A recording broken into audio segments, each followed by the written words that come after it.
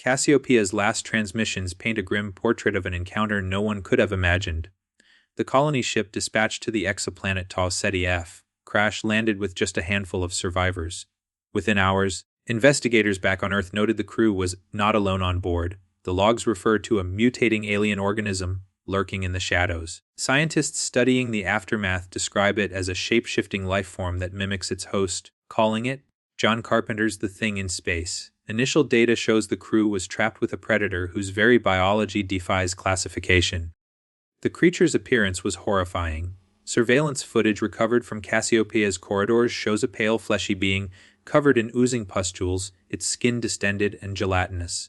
It emits these bone-chilling, otherworldly shrieks like some distorted predator. In one log, an engineer even drew parallels with the rabid clickers from fiction, saying, "Pustule growths sprout across its body as it scuttles along the walls." Medical scans later revealed eyes that weren't present on the initial form, a feature that only emerged after it started assimilating crew tissue.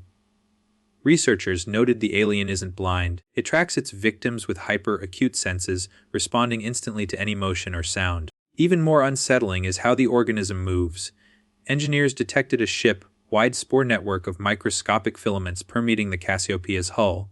It appears that the creature uses this network to teleport. It disappears from one location and instantly materializes elsewhere, as if by vanishing and reappearing through a hidden passage.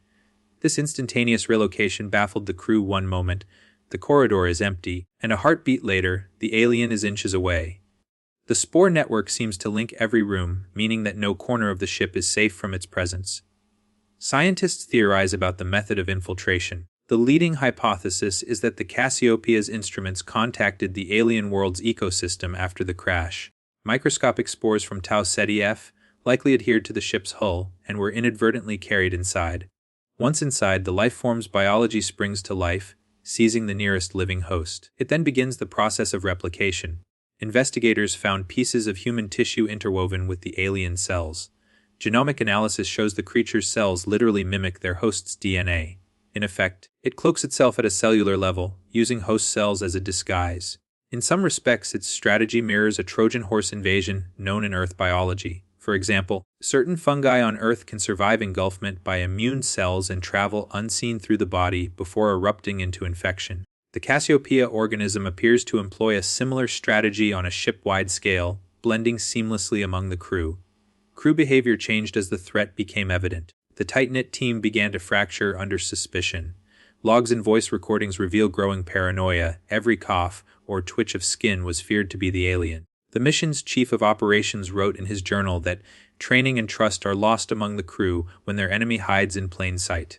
Who is human and who is not? This breakdown echoes research on space crews under duress. Even without an alien threat, factors like lack of privacy and high stress can degrade teamwork.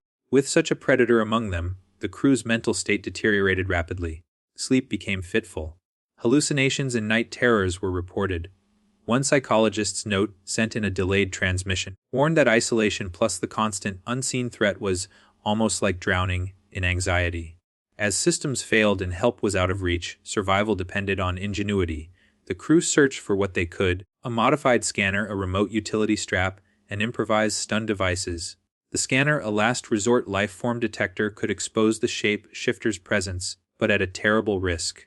Field reports note, using the scanner may help locate one of Directive 8020's shape-shifting enemies, but use it in too close a proximity and you may give your own position away.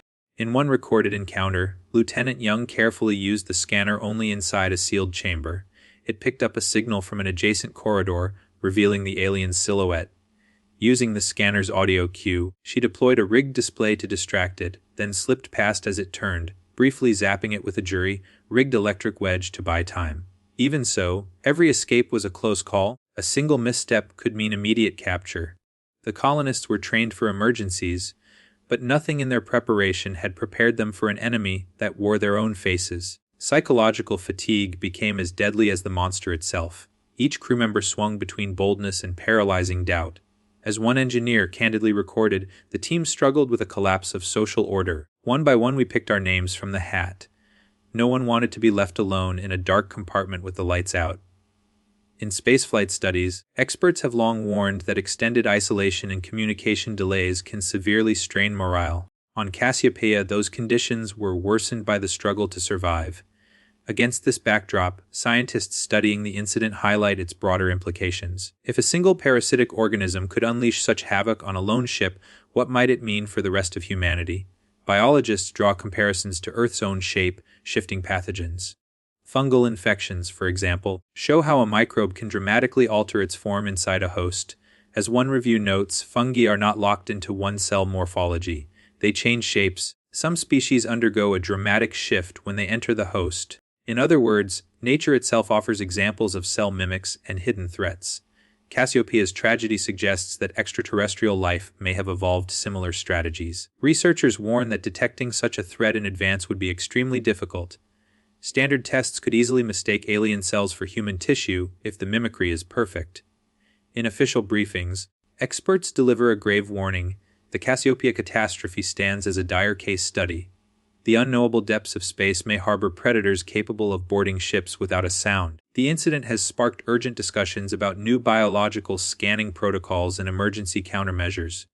It has also deeply shaken public confidence. If a solitary colony vessel can be turned into a nightmare, then, in theory, no corner of space is truly safe.